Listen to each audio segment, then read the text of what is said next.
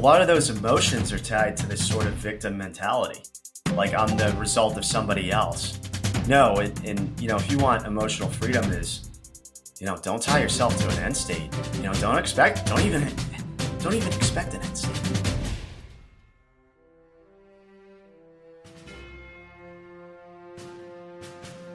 Welcome to Mindset Lessons from the Field. I'm Gina Cazazza, the author of the upcoming memoir, Training with a SEAL. Today's guest was a Green Beret turned spy. He worked for every U.S. intelligence agency in relentless pursuit of threats to national security. He is the author of the book, Into the Darkness, A Journey of Love, War, and Emotional Freedom. Currently, he is a health and wellness coordinator for Essex County Sheriff's Department. Ladies and gentlemen, I'm so excited to introduce you today to Dave Fielding. Dave, thank you so much for being on the show. Thank you so much for having me, Gina. I'm really excited to be here. Oh my God, it's a real pleasure. I was really want to get into you and your story. And we're going to talk a bit about the book. For our listeners, I have not read it yet, but after doing a bunch of research, I am purchasing because it sounds fantastic. And I really want to talk about what goes on in the book, because listening to your story, and as our listeners know on the podcast, I will kind of mention what I've discovered about you, and then I want to kind of get into that way we could get into the meat part. You don't need to, give the surface. I want to get into the meat because what an amazing career, Green Beret turned spy. Definitely got to talk about that. And then, your personal life was crumbling while you're also going through all this. And the one thing that I wanted to really talk about a lot from the interviews, you kept talking about mental dialogue, and you kept having this mental dialogue with yourself. And that was very relatable to someone like me, because I feel like I feel like a lot of people have it. You have this mental dialogue where you're like having these conversations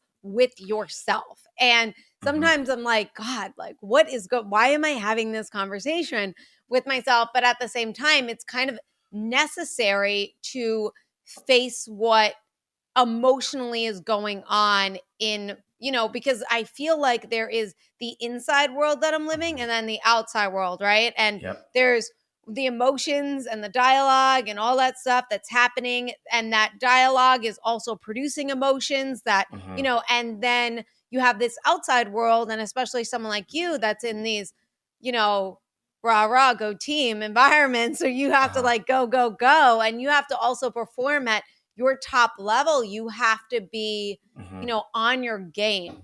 So let's first get to briefly, first of all, your Green Beret turned spy is very, very interesting. So let's talk about that avenue. And then I want to talk about the other stuff that I kind of touched base on. Cool. Very cool. Well, again, thank you for having me on the show, for the excellent introduction. And especially for your audience, we talk about it a lot of my book is about the internal dialogue. Yeah. And not to shy away from it, but I struggled with suicide. That's really ultimately what the book is about. And I kind of breadcrumb the internal dialogue from where it started happening. But before we get into that, so Green Beret to spy. So I'm a blue collar kid from north of Boston. My father grew up telling me, there was someone down a quarter mile down the road, always training a little bit harder and a little bit longer than me. He wanted the best for me. And his father was a World War II vet. And, so my grandfather, Jack Fielding, was in the Royal Air Force. And, I'll keep it short and sweet because I've told this story a million times already. He was shot down in February 44, was captured, evaded for about 2 weeks, was captured by the Germans. And the night of the Great Escape, he was in Stalag 3. So he was in the infirmary, and they were contemplating whether or not they were going to amputate his legs because of how bad his frostbite was from evading in German winter of 44. He actually ended up working on the second set of tunnels at the camp and helped out as a consultant for the Steve McQueen movie, The Great Escape. So I grew up and, this man was in my life and he was always doing hard things. And, my father wanted me to be more like him, and, my dad, I love the man to death. but his life was very different from mine and very different from his father's. He graduated high school 75. He likes to joke that he makes a movie, that movie Days of Confused. He makes that look like Chuck E. Cheese's or something like that, right? But I grew up doing hard things. I grew up being exposed to hard things, wanting to yearn and be like my role model, which is my grandfather. He was always hiking up in the White Mountains in New Hampshire. So I did that. I did Boy Scouts, did a lot of hard things in Boy Scouts. So I played every sport under the sun. I was a hockey player, right? If you're from the Northeast, hockey's like football everywhere else, So, and also hockey. I think hockey players make the most talented operators. I'm just saying. I don't know, but so it's at a very young age doing hard things and getting exposed to the elements up in the White Mountains and being challenged and expanding that comfort zone and from athletics, having the discipline to go, right? Learning about yourself in that competitive environment. For me, I kept reaching. I decided I didn't want to go to a normal college. Yeah. I didn't. I was. Tell us about that college, because when I heard you got a test from going to you got to go there for like a camp or something like that, right? Yes. And they're like screaming at you all the time. And you're like, is this every day? Like, I'm into it. Where I would be like, don't scream in my face. So I decided, we did a camporee up at Norwich University, and my Boy Scout troop went to this camporee, and it was like it was the way I like to the camporee is you work together as a team, you go through all these events. And it's really funny because special forces assessment selection is there's a phase of that training that's very similar to that. And I'm leading, all these kids that are in my troop, and we're trying to get through it. We ended up getting third place. So it was pretty awesome. But so I remember the morning we woke up, they woke us up with the howitzer, and the cadets were screaming, get up, and they were pulling kids out of tents. Kids were crying. And I'm just looking around. How old are you, by the way? Like 15. Okay. And I'm like, and I'm like, this is awesome. I'm like, you guys do this every morning? They're like, yeah, this is every morning. And I'll just say I didn't apply to a single other school for college. I went to Norwich, and it's not a school that prides itself on its acceptance rate. It prides itself on its attrition rate. It's easy to get in, but hard as hell to graduate from, especially if you're in the Corps Cadets. And just because of the demand of the job. But what it teaches you is, it takes everything away from you. It strips the individualism from you. You learn to work as a team. Most importantly, you learn some pretty raw, unadulterated discipline. And it teaches you executive skill sets like time management, all those things. I mean, your freshman year, you're getting up at 5 a.m. formation, 5:45 PT, physical training for your audience. PT, and then, rushing back, room inspection, off to chow, and then a whole day of academics. You've had a full day at 4 p.m. and then, guess what? There's more military training. You're going to do it from 4 p.m. till dinner time. And then you have to deal all your homework for your classes. So it's a full plate, but you learn exceptional time management. And I'm actually really good with an iron. I can iron the crap out of my pants. And anytime anyone mentions ironing, me and my brother were in ROTC, and we were like the worst. We were like the ones you didn't want. We showed up, but I had Timberlands, and nothing was ironed, and everyone was really ironed, right? And everyone had to just do extra PT with me and my brother, right? Mm-hmm. And he was we decided to iron one day. And we just are children. We're teens, and 13, 14. And my brother was ironing on the rug, and not an ironing board, nothing like that, on the rug. And I remember my mom said something that excited my brother. And my brother yeah, let's do it. And he got really excited. Forgot the iron was in his hand. Was like, yeah, let's do it. And put the iron on the rug. And then when he lifted up the iron, there's the imprint of the rug. Oh, and my God. mom was like, this is why we can't have nice things. Yeah. And she's like, oh my God. It was like the one day we decide to iron. Like, this is what happened. Yeah. But Yeah. yeah, no, I loved ROTC and stuff, but it was just, it teaches you discipline. It teaches you responsibility. What did you struggle with? Like, was there something that was like, oh my God, that you really struggled with at college, or a lesson that you had to learn, or were you pretty much on it? I would say on the leadership side, I was pretty much on it. You know, because Mhm. I had like either being captains in team sports, um, leadership in Boy Scouts. Yeah, Like I, Eagle you know, Scout.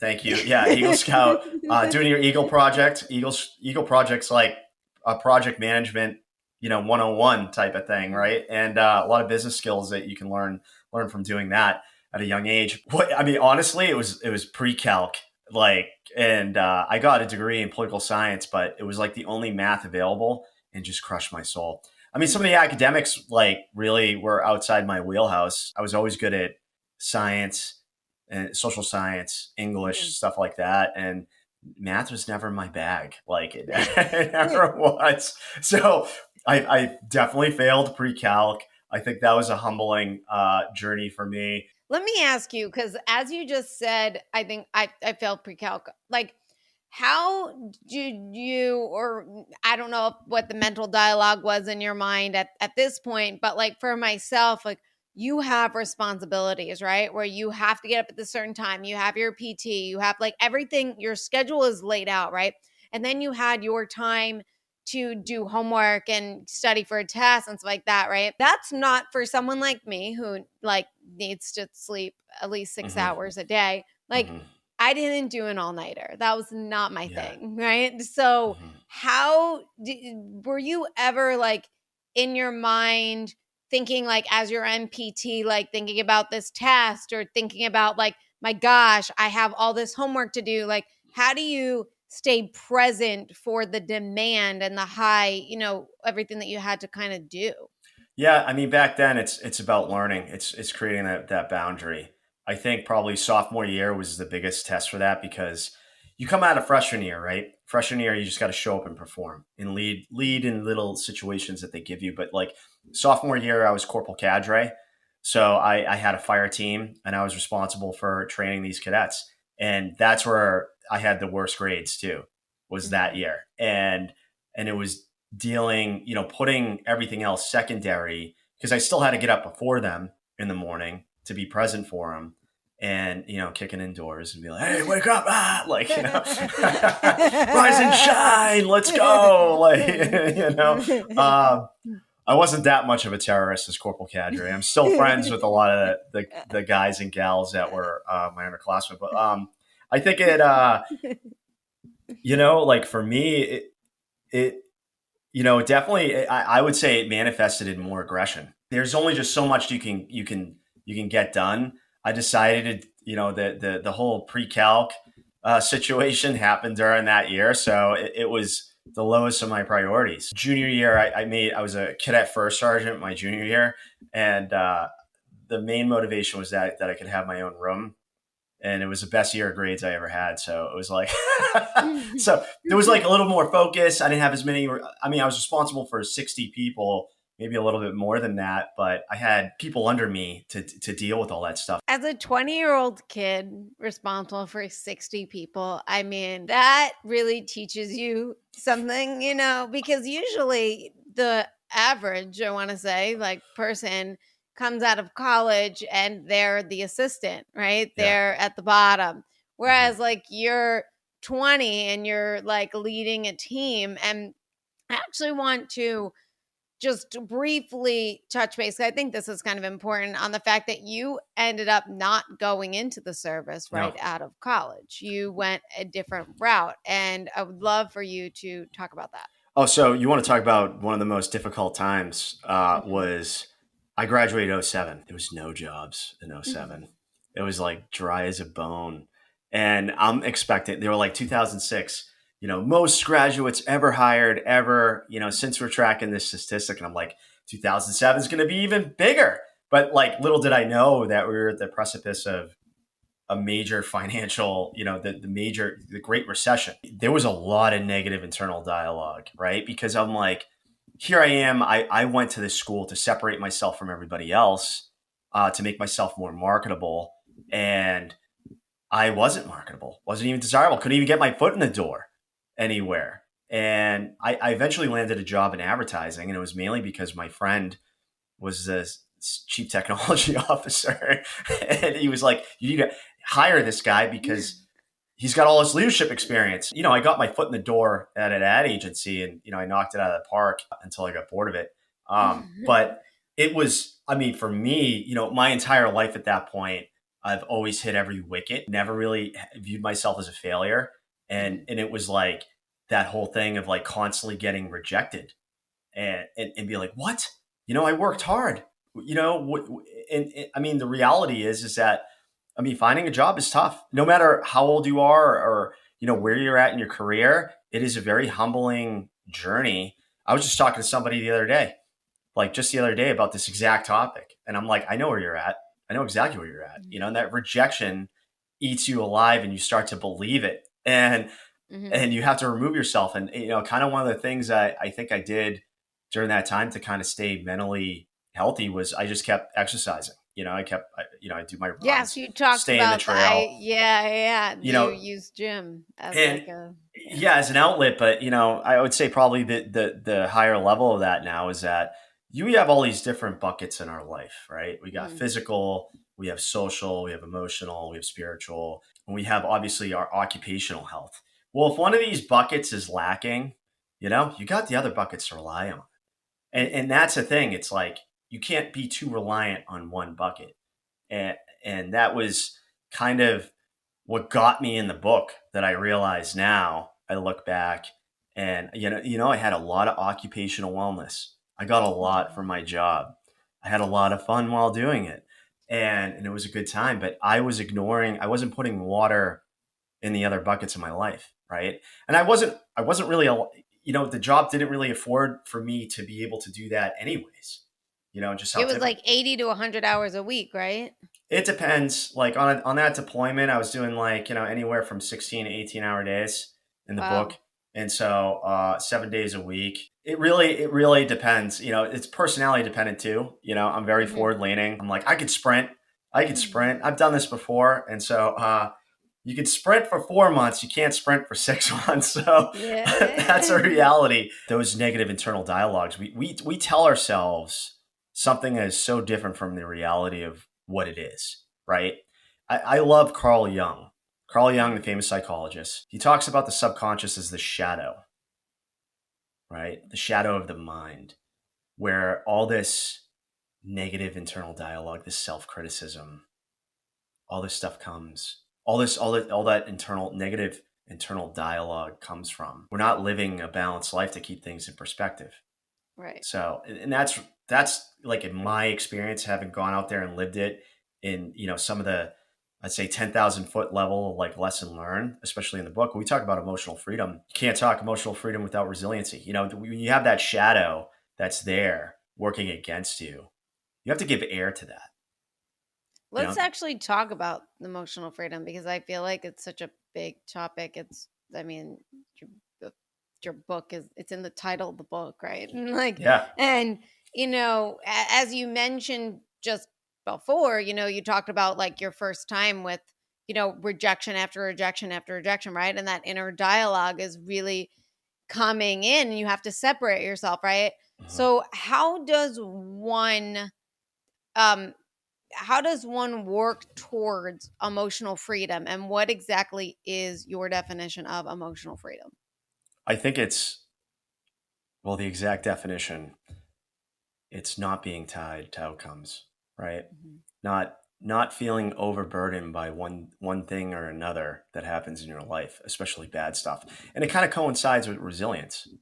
We talk about resilience. Being resilient is your ability to just pick yourself back up after bad things happening. It's not a genetic thing. It's experience based, right? We all learn mechanisms, coping mechanisms, attitudes, skills, and beliefs that aid in our resilience to bounce back from things. So, like when we have emotional freedom, and we're having these negative internal dialogues, first off, it's recognizing it, right? This is what I say in the book. I say, own your shit. Take ownership of it. Mm-hmm. Own it, right? And when you start to own it and then verbalize it in some way, shape, or form, either through a journal or make recognition for it. But what I say this, and I've said this multiple times before, and I say this in the book, be part of being a spy is you ask questions. The movies, they make it all so sexy, right? And they make it super sexy, and you're sneaking through the city, and you got everything already, yeah, supposedly, but all that tradecraft and everything is to get you to the meeting to ask these super important questions. So I sat there and I started asking myself why. I stopped running from myself because I was at a point where I had these coping mechanisms, but nothing was working. Right? Yeah, I could keep running. I could do another ultra marathon. I could do, whatever we deem as a successful person, some of these tenets, right? Feats of strength have always been there for me to remind myself how tough I am and everything else. But deep down, I still wasn't a very happy person. And I started to challenge myself and I started to ask myself why. And in peeling that onion back and the source of the negative internal dialogue, like, why was I telling myself first thing I got up in the morning that today is going to be a bad day? Or, oh man, what's going to happen today? And so for your audience, I implore you, please buy my book, is that there was a series of life events. I take you through all my spy training, but I go through a divorce while going through spy school, which I don't recommend anyone do at all, right? Like I thought, because when you're at a very demanding course like that, you don't have all those buckets I talked about to be relying on. Maybe one day a week I got out on an 8 to 10 mile run if I was lucky. And also, that just very emotional. I said this, I think, on one of the shows recently where I mentioned when it comes to your family, like you just get riled up, and your wife, ex-wife, at one point was the family, right? That you created. And then it breaks up. And that gives it way more emotion than, you breaking up with your Barbara. It's a totally different thing. And now you're going through something so personal while also this demanding new career that you're going for. Mm-hmm. Yeah. I'd like to say, I don't know how the hell I did it, but I mean, when we talk about it's a lot of guys like us that do the field, the work that I do, Green Berets, SEALs, Rangers, the gamut of SOF operators, like it's compartmentalization, right? We compartmentalize You guys are all. We're like, all right, mission first. So this is the person that I need to be. And a lot of that is visualization. I always visualize worst case scenario. How am I going to react? Right. But no one trains you how you're going to react when you get an email that says, oh, hey, I get an email from a lawyer demanding alimony and everything else. Right. And it's like, oh yeah, you could be as tough as nails, but as soon as you get news like that, that's outside your control. And that's one thing, it's something you can't control. So so now take it that something like that, right? That situation right there. And then equate it to emotional freedom. Like if you have emotional freedom, right? How would one handle something like that? Well, let me talk about the internal dialogue. Please. That doomed me with how I framed the divorce was that I looked at it as the situation, what I was saying to myself when I was out. So I go out, I'd be training this job and I'm doing a lot of driving and I'm saying, I can't win. Right. And I'm telling myself, I'm like, I know as soon as I get back there and I get my phone back, I'm going to have a bunch of bad news from lawyers, right? It's just more bad news. I can't win. I can't just catch a break. I did everything right. And when you talk about these sort of that particular dialogue, what sort of emotion is that? That's apathy. Apathy is a very low negative emotion. And I'm sure everybody listening to this podcast, they work with somebody that says, no matter what we do, it doesn't matter, blah, blah, blah, right? And they're emotional ticks. They're emotional ticks. No one wants to be around those people, right? But here I am, I'm having this with myself. Now, the biggest thing was the most dangerous thing is that I tied an outcome to it. I'm going to do this, and I get that this is the problem, is that I started tying outcomes to things. At this point, then it's like the same thing in special forces. I have guys that are like, hey, Dave, I want to be a Green Beret. What do I need to do? And I'm like, well, I'm just going to tell you, you ain't going to self-actualize. When you get that tab or that beret, it's not all of a sudden 6-pack abs and, like everything is right in the world. No, and so I was tying an outcome to it. And then by the fact I had that outcome tied to it, there was apathy. There was my ego that was tethered to it. So I ended up getting destroyed because of it. Right. And it was one of the things, one of the big things of terms of stress in dealing with the emotional anguish and my peace and stability in life, right? That pushed me, pushed the needle to me wanting to take my own life eventually. It was just a rack and stack of one bad thing after another. Mm-hmm. And it was deeply rooted in this internal dialogue of, I can't win. And so letting go of the outcome of things, right, allows us to not be emotionally tied to them. And it's much harder in practice than it is to say it, but you have to be cognizant of yourself, right? And you have to be, our egos, they're good. I mean, they do serve good for us. They get us jobs. They get us performing, right? Like I wouldn't have been able to do what I've done in my life if I didn't have a strong sense of ego and be in confidence and be able to do these things. At the same time, it also didn't service me because I was just so wanting to win. And, in an end state like that, everybody loses. And that, feeling betrayed, apathy, like I can't win and I feel betrayed and I'm a victim. Need to let go of that because there's no one's a winner in this. And a lot of those emotions are tied to this sort of victim mentality. Like I'm the result of somebody else. No, and if you want emotional freedom is, don't tie yourself to an end state. Don't even expect an end state. And it's like, well, if I can't expect an end state, say for your audience, and they're like, well, I'm trying to land this huge, I'm trying to do this business deal and I'm expecting, big things. How am I not going to tie myself to this and still be expected, And because that's the thing. It's like, if we do emotionally tether ourselves to these things and they fail, then what's our mind saying? What's the shadow of the mind saying to it? It's trying to validate our insecurities. Mm-hmm. Right. And so when we don't emotionally, you're more resilient if you're not emotionally tethered to it and you say, all right, well, I'm just going to put my boots on and I'm going to get back at it and I'm going to get after the next deal if it fails.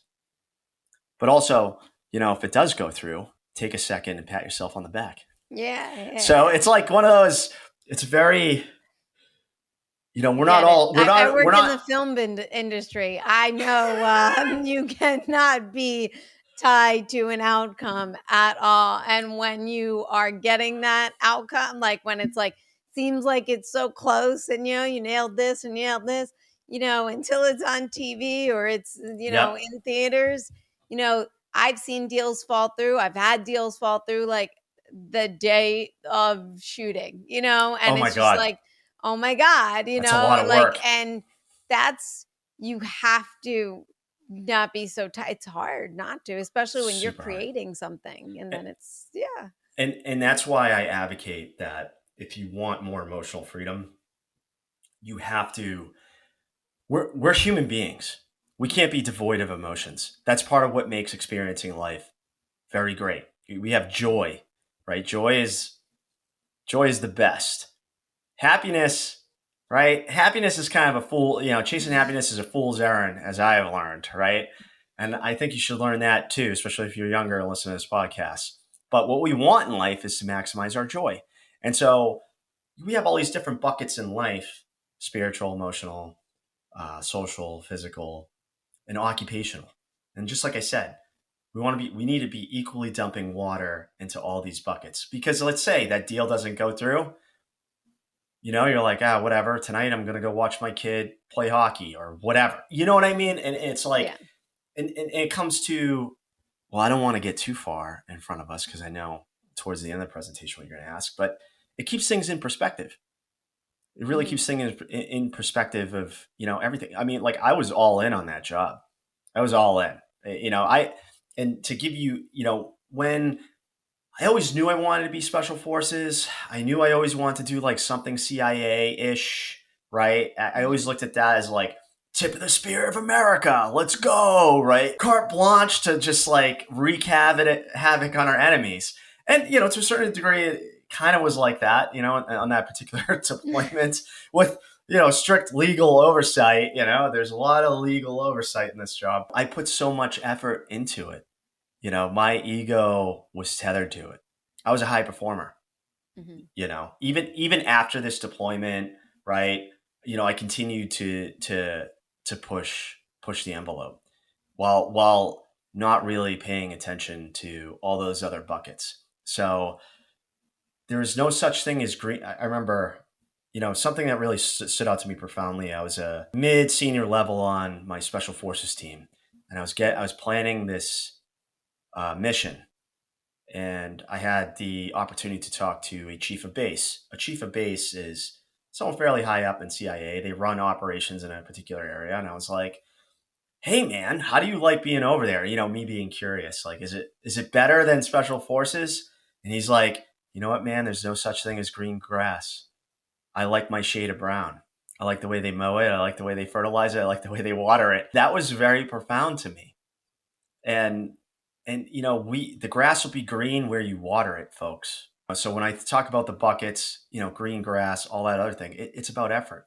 And you got to put effort to the things you want if you want to enjoy the higher level of emotions that we associate with, right? That joy in life, as opposed to the negative one. So, when the going gets tough, the tough do get going, but they also have other things to be relying on. I remember in an interview I was listening to, I'm definitely going to be butchering it, so help me put this Sure. together. But it was something like you were getting deployed or you were doing some mission or something like that, like as you, I guess, took the spy job to like settle down, right? Or Oh, yeah. something.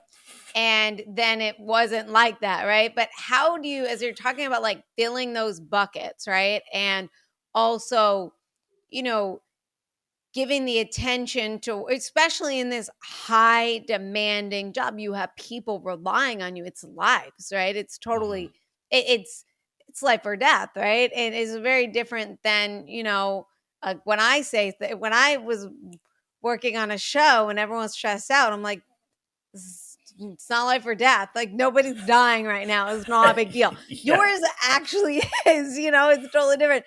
How do you, like, I don't like to use the word balance, but like, how do you feed those buckets to your personal life as well as the demanding work life, especially when you have to go?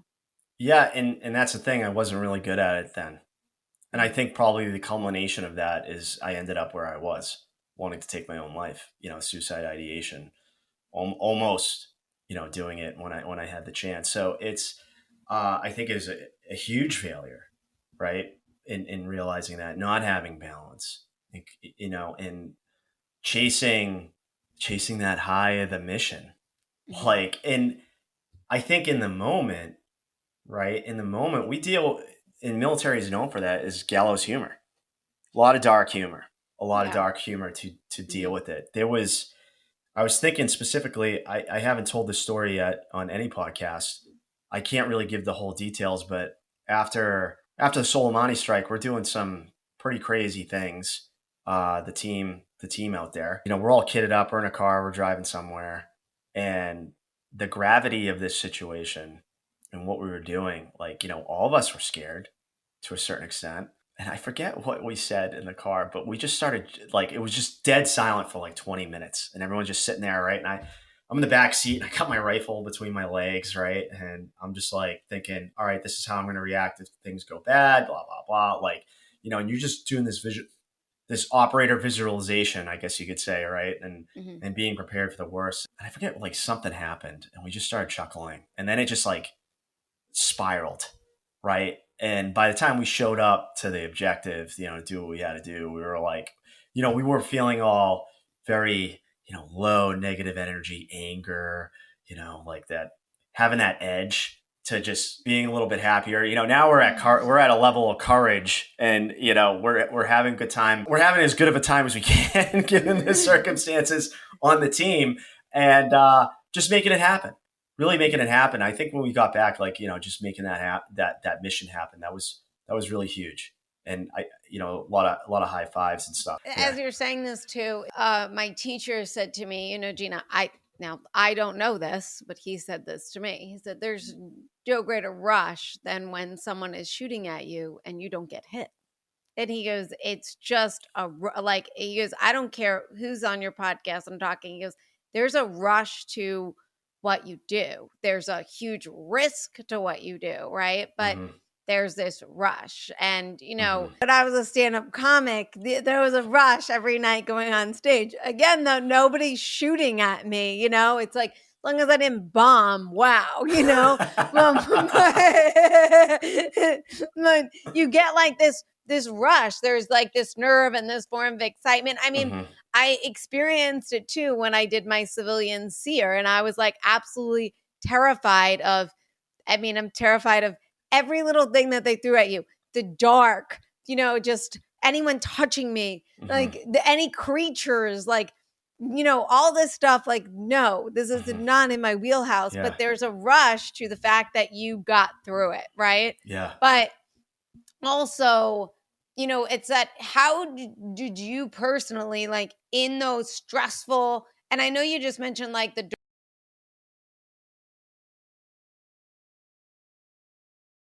how do you take that internal dialogue of fear, right, that can paralyze you, and how do you turn it around to be able to execute? Because I remember you mentioning this one line on the podcast where you mentioned something about, I think it was the first day of spy school or something like that, where they mentioned what you're doing is illegal or criminal, and that to me right there, watch Locked Up Abroad, I'm out. What? So I want to know, what do you do with that? So the quote was, it was, gentlemen, what you're about to learn is a felony and capital crime in most countries. So in this business, no one gives a fuck about you. And the purpose of that is, it's not about you. It's not about the individual. It's everything we do to protect the source of the information. So the human intelligence source that we're going to meet out with, that we're risking everything, but they're also risking it too. Now we have the power of the U.S. government that's going to try to get us back, depending on your status, right? So I think, for me, it's you talk about thrill, you talk about the rush, doing the job, that excited me about the job, that I'm out there on my own, right? Doing these things I've learned, doing my surveillance detection routes, doing brush pass, dead draw, all these techniques to keep the relationship secret and clandestine, and you're getting away with something, right? And so I think there is anxiety, there is a lot of anxiety, that comes with it. And I remember I was in a car, and I was going to meet a source, and I had a flat tire, and they don't train you for that, And so I'm holy crap, we got to change this tire really quick. Right. And because, my asset, if I don't show up, think of what's going through their mind. So I'm sitting there, anxiety, like, holy crap, the clock's ticking.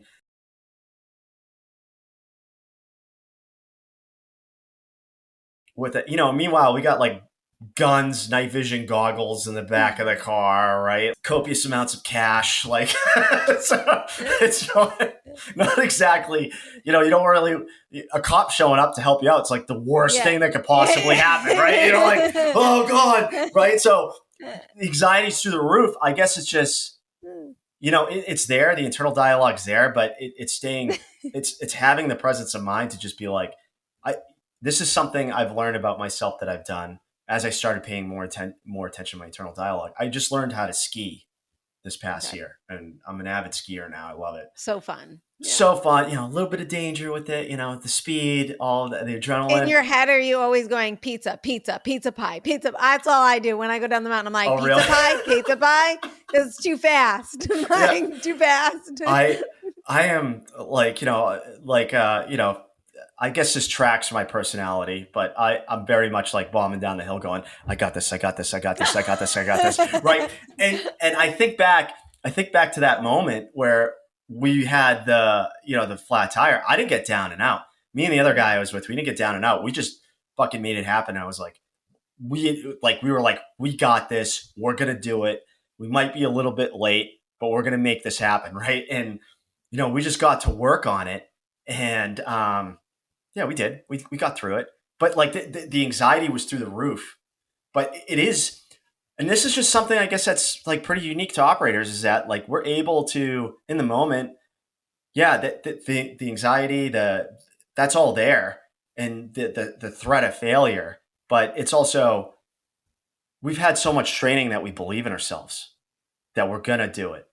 When the going get, when it fails, like you had another guy on. I think he said he was a 160th guy. He's 160th guy. He said, "You fail to the level of your training." Oh yeah, right. And luckily, we have a shitload of training, man.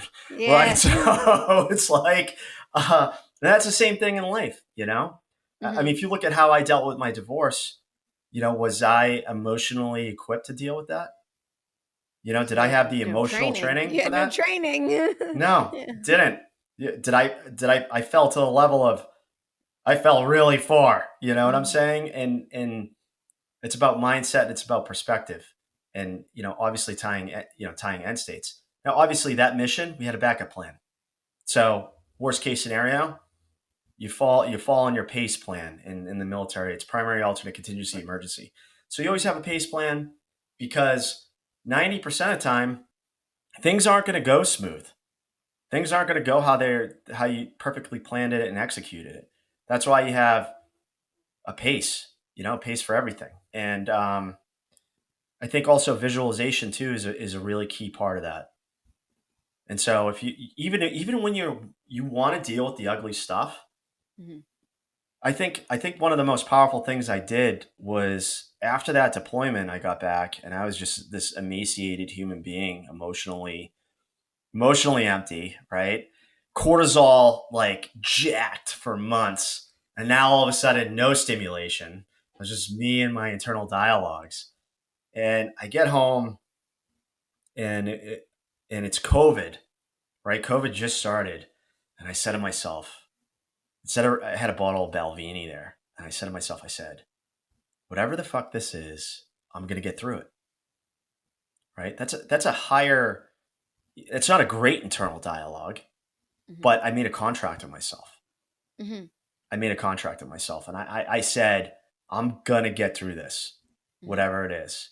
Even though, suicide ideation, it was high. There was days where I'm just like, God damn it, I had my chance over there, right? Like, so I laugh about it now. Obviously, it's a very serious thing, but having like making that contract with myself and saying that I'm going to get through it forced me to do the things I needed to do, forced me to reflect internally, about what was going on. It's very hard and this is the thing, I'll bring it back to the whole buckets, water in the buckets thing. It's like, if I had watered other buckets in my life at that point, I would have been a lot more thankful for everything else I had. Right. And so, gratitude, and we'll bring it full swing because I know what you're going to ask me next. And you're like, well, what is the thing that you, for everybody else out there, the one Yeah. thing? And it's gratitude. I was not a very gratuitous person to myself, to anybody else, right? Or to any situation and so I was always just like, all right, what's the next hilltop? What's the next, like a mountain climber in life. Okay, yeah, that's great. All right, yeah, we did this. All right, what's next? How do we go bigger? Right? Like, what's the next euphoric thing we're chasing here? Yeah. How do I beat my grandfather? How am I be the best fielding that's ever existed in the bloodline? You know what I mean? It's just dumb stuff, right? So these are key to who we are. But if I just practiced gratitude, I would have been a more balanced person. I would have had perspective. I would have had a perspective in life, because I wasn't able to do that. I know it sounds so simple, but when you're in like the rut, right? You're in a rut like I was. It's very hard to be thankful for anything because you're so pessimistic about your circumstances. I was super pessimistic about my circumstances. I was like, we talk about apathy, the emotion of apathy, betrayal, like all these things that happened to me. It was when I started owning it that I got better, that, things got better for me, and that I didn't look at myself as a victim. I was like, it's all my fault. I took blame for it. It's all my fault because I allowed this to happen to me. So when I took ownership and gave space for those internal dialogues, that's where I started climbing out of it and started wrestling these emotions and that negative internal dialogue. When that negative thought loop started kicking up, well, Dave, what do we have? What are we grateful for? Well, it's like, during COVID, I had a lot of time off. They were like, we don't know what to do. Don't come to work. I was getting a paycheck. There's something to be thankful I was for. getting a nice paycheck. I was in California. We were living really nice on that paycheck. Oh my God.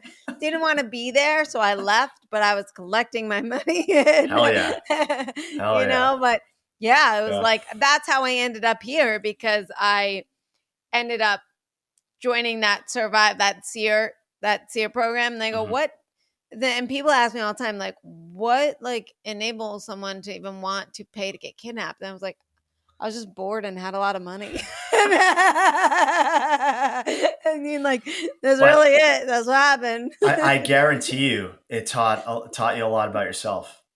Oh yeah. And that's when I did Team Eagle 1, Coach Max said day 1 of training, he was like, you don't train this hard and not find out who you are. Like you will quickly find out the type of person you are. Are you the type of person that shows up? Are you the type of person that quits? Are you the type of person that brings yourself down, that brings others down? I mean, you learn a lot about who you are. Are you someone that takes personal responsibility? And what I want to ask you, because I know you, answered with gratitude, which is fantastic. Actually, now that this is going to be airing later, but today actually I do weekly challenges on Substack based on a lot of the things that our guests say and stuff. And today's weekly challenge was gratitude for the week. So funny that you mentioned that. But I want to ask you what, and maybe you have a story where this happened, but like, the tire story that you mentioned, you had to change the tire, right? But like, it's one thing when you're with a bunch of people, because when I'm with a bunch of people, so calm, cool, and collected. Well, my family would be like, she's lying. But in my mind, I'm seeing myself that way. But if I'm by myself, like, it's just kind of like my heart just naturally is beating faster. Like everything is just kind of like heightened more. And I have to calm myself down to focus on changing that tire if we're going to, talking about that issue. But like, I find it a lot easier to remain calm with people around. Has there ever been a time where like something went wrong or you had to fall back on, I don't know if you ever got to E on a plan, but where you're by yourself and you're just like, oops, this thing went wrong. Oh, this next one went wrong. Oops, this next one went wrong. And like, you're just like at emergency. How do you internally and how do you stay calm as an individual? Breathing. Okay. Like breathing is the most powerful thing we have. Like everybody wants to talk about Tai Chi, meditation, yoga, all this Mhm. stuff, and it's all just a different form of relaxed breathing. You have sympathetic nerve state, you have parasympathetic nerve state, and sympathetic nerve state is fight, flight, or freeze. That's Mhm. at when the stakes are high and things are going wrong.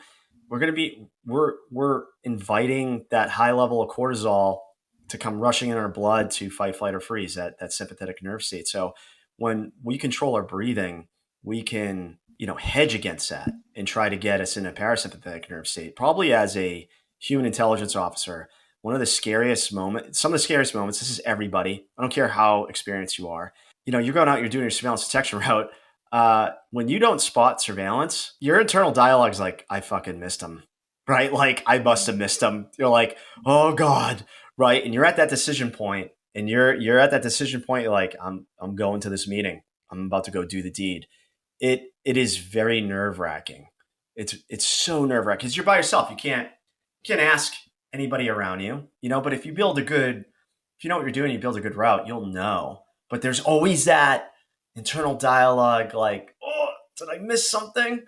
Because Mhm. training is incredibly humbling. People that are going after you, they do this every day, So, and you're learning when you go through it, like you're learning to do it for the first time, and it's Yeah.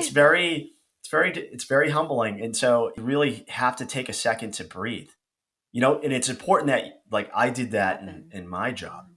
right? And then I go through my head and take us a couple seconds. Now, a couple not a couple minutes, but literally a couple seconds, because everything has to look normal. But Yeah. telling myself that I did do it right, I did everything, I executed everything, and without a shadow of a doubt before you go in there. But it's just calming that internal dialogue. And usually I did it with some breathing, because I don't want to be showing up sweating bullets or stressed out, because if I'm stressed out, we feed on each other's emotions. The other person's Mhm. going to feel that. And I'm bringing that shit into the meeting to start off with. And it's you're the expert. You got to be calm, cool, and collective no matter what. So I guess you could say I was a pretty damn good actor. So for, for the most part, but in Did regards of they it, teach but you breathing? Did you have breathing class at spy school? no, you just kind of like, we talked a lot about that in special forces, where we're always going out, before we do like direct action, right? So direct action, we're kicking in door, we're taking down the house. We did a lot of CQ, close quarter battle training and stuff like that. And so I remember, relying on the breathing exercises that they taught us, box breathing, to kind of like slow your heart rate down and be more focused on it. I think probably one of the scariest moments that I had were during training, where like I almost died. I almost drowned. We did a Oh my nighttime God. jump. So nighttime jump into the ocean when I was in Okinawa, and we did a Ram Z. So basically packaged the Zodiacs up to kick them out the back of the bird, and they had parachutes on, and we would jump in after it, and then swim to the boat, get it set up, and then swim it, and then drive it to shore. I had like, sometimes you don't, at night, you can't see how high above the water you are. So sometimes, like, I had a couple jumps where I let out too early and I fell like 50 feet, and like, they thought I burned in. But I remember this one time, or once or twice this happened to me, is that the chute, when you try to shimmy out of the chute as soon as your feet hit the water, and I Mhm. got stuck. And then it's basically now a giant sail, Oh and my I'm getting God. dragged underwater. And I remember in the moment, I said to myself, I was like, just stay calm. We have plenty of breath. And I just grabbed the top of the rope, and I was like, can't be release assembly. And I went for the Mhm. can't be release assembly. I popped the little ring, and then it stopped dragging me. And I was like, oh my God. Because Yeah. I had my goggles on and I hit the water, and it was like immediately just filling, my goggles were around my neck, Mhm. and just underwater getting dragged. Not exactly a comfortable situation, but No. I'm not a fan of water jumps anymore, for that reason. But I got through it. Yeah. But it's, keeping calm, and reminding yourself, at that point, like I was like, I have plenty of air. I'm good. I can do this. Mhm. But the breath is super important to keeping us calm and cool and collective, even though our physiology is telling us otherwise. Now, do you have a specific breath that you do, or is it just like in and out? Are you a box breathe? Are you a 4-5? Are you a, or are you just breathe? Box, yeah, box breathe. Just because box breathing depends. Nasal breathing is big. Whenever I run, I only breathe through my nose, and that keeps my heart rate in zone 2. But it also, I feel almost like a trance state from running Right. when I just breathe through my nose, and it keeps your heart rate low. So it's for me, it's more managing my allostatic load in a week. I'm throwing a lot of terms here. Sorry, at the very end of this, but love it. we can only handle so much stress in a given week. And when our stress levels are too high for long periods of time, we start to break down. When you're in that heightened period, I think it's allostasis. You definitely check out this research by Dr. Free. It's called operator syndrome. Okay. He looks at guys like me under high allostatic chronic stress and kind of like the physiological response to a lot of these things. But everybody goes through stuff like this. Granted, we're in extreme extremes, but if you don't manage that through breathing, managing your parasympathetic or sympathetic state, you're inviting a lot of negative physiological responses that add up over time. Yeah. It's important. And, practicing gratitude, keeping in perspective, like all the, watering the different buckets, all these things I talked about today allows you to manage that more effectively when the going gets tough in the worst case scenarios. Because if you don't, then you end up like I did, even though I was lucky because I have a lot of grit, you know what I mean? There's things that was so self-aware that I was able to take a step back and actually say, no, actually, we're not going to progress. We're not going to chase shiny. We're going to look internally inside ourselves. We're coming up on 5 years from those moments, actually, very close, 5 years from that day. And, looking at a more 10,000 foot level now back past 5 years, those are the things. More buckets, more joy. Nice. This was a fantastic conversation. You were really fantastic. I really enjoyed it, and I really encourage everyone that's listening to get the book, and listen to other podcasts that you have going on with like your stories if you're interested in the rah those battle stories. But your book is something I highly recommend, especially if you guys are really loving this conversation. This is just the surface. The book really, really dives deep into all this, and we're going to link it to the podcast, easy for you guys to grab, and also all your contact information in case anyone wants to get in contact with you. And I just want to thank you again for being on the show. Thank you so much for having me. This is great. I'm really glad. And feel free to reach out to me. I'm here. Awesome. Yeah, the pleasure was all mine for having you on the show. And for everyone that's listening, like, share, comment, subscribe.